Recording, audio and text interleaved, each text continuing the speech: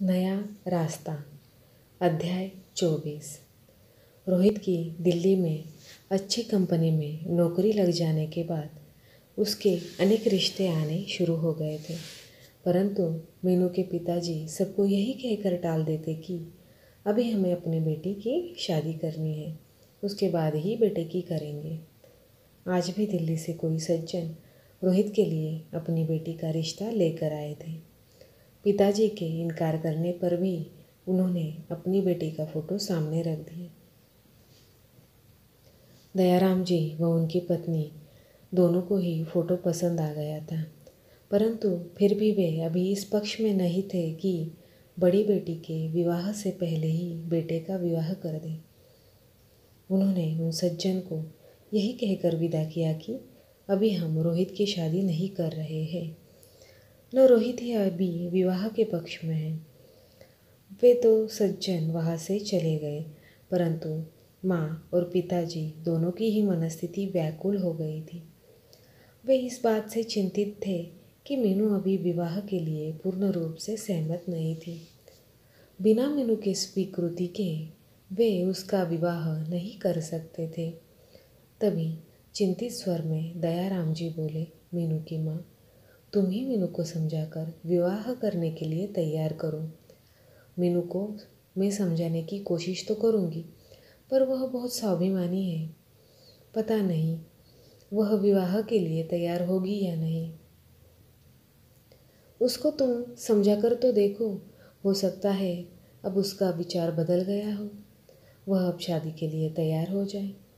हाँ, अब तो उसे विवाह के लिए तैयार हो ही जाना चाहिए। जब तक हम अपने हाथों से उसका कन्यादान नहीं कर देंगे, तब तक हम सुख से कहाँ रह सकेंगे, और हमारा समाज भी तो चैन से नहीं रहने देता। मैं जहाँ कहीं भी जाती हूँ, कोई न कोई मुझसे पूछ ही लेता है कि अभी बड़ी बेटी की शादी नहीं कर रही हो क्या? क्या बात है, क्या उसके योग्य पढ़ा लिखा लड़का नहीं मिल रहा है? कोई कहती है कि आजकल लड़कियों को इतना नहीं पढ़ाना चाहिए, पढ़ने के बाद दिमाग खराब हो जाते हैं, लड़कियों को लड़के पसंद नहीं आते। वे दोनों चिंतित स्वर में अपने अपने विचार व्यक्त कर रहे थे कि इतने में दरवाजे पर किसी ने घंटी बजाई। दयाराम जी दरवाज़ा खोलने के लिए उठे। दरवाज़ा खोलते ही वे आश्चर्यचकित रह गए। उनके सामने मायाराम जी व अमित खड़े थे। एक बार उन्हें विश्वास सा नहीं हो रहा था कि यह वास्तविकता है या स्वप्न। वे बड़े स्तब्ध से खड़े रह गए। दूसरे ही क्षण जब उन्हें ध्यान आया, तब उन्होंने उन दोनों को अंदर बुलाकर बैठाया। माँ अमित को देखकर आश्चर्यचकित रह गई। मीनू ने अमित का जो हाल बताया था, उससे तो नहीं लगता था कि अमित पूर्ण रूप से स्वस्थ हो जाएगा। इस समय तो वह ठीक प्रकार से चल फिर रहा था। तभी माँ ने अमित से पूछा, अमित बेटे, अब तुम्हारी तबीयत कैसी है? मीनू से तुम्हारे एक्सीडेंट के बारे में पता चला था। अब तो पूरी तरह से ठीक हूँ, अमित ने बड़ी आत्मीयता से उन्हें जवाब दिया।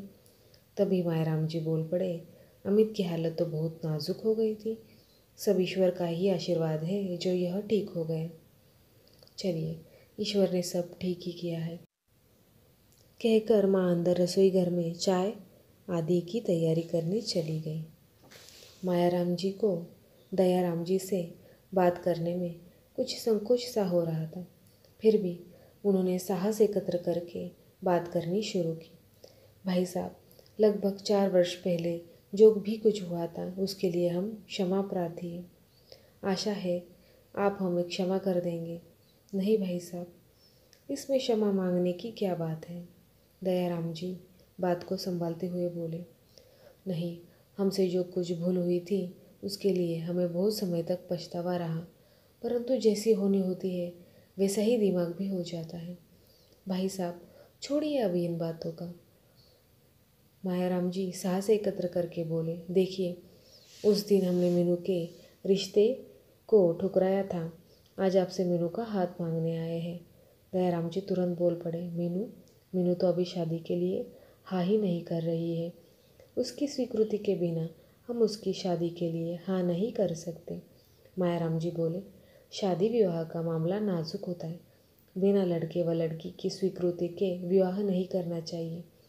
विवाह कोई गुड्डे गुड्डियों का खेल नहीं होता है।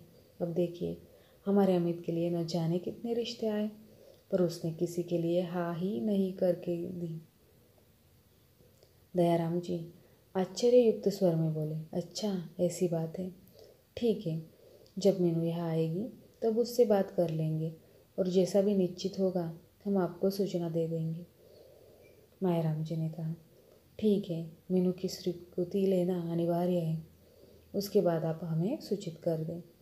कुछ देर बैठने के बाद मायाराम जी और अमित चले गए, परंतु आज दयाराम जी को अवश्य यह एहसास हो रहा था जैसे किसी ने उनके दुखी हृदय को सांत्वना दे दी हो।